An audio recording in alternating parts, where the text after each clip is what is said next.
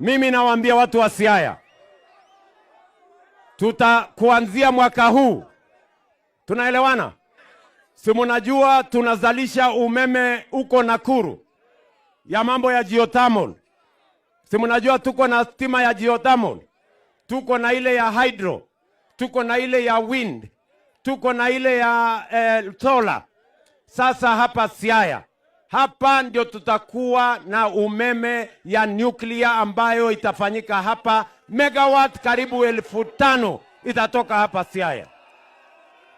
Hapa, sikizeni bwana, hapa tutakuwa nafasi ya ajira ya vijana zaidi ya 10,000 watafanya kazi katika hiyo mtandao ya mambo ya kugenerate energy from Siaya. Hapa kwenda mbele tutakuwa na nafasi ya ajira ya kila siku ya vijana 5,000 wa hapa Siaya. Mnasema tuendelee ama tuendelee? Tuendelee ama tuendelee?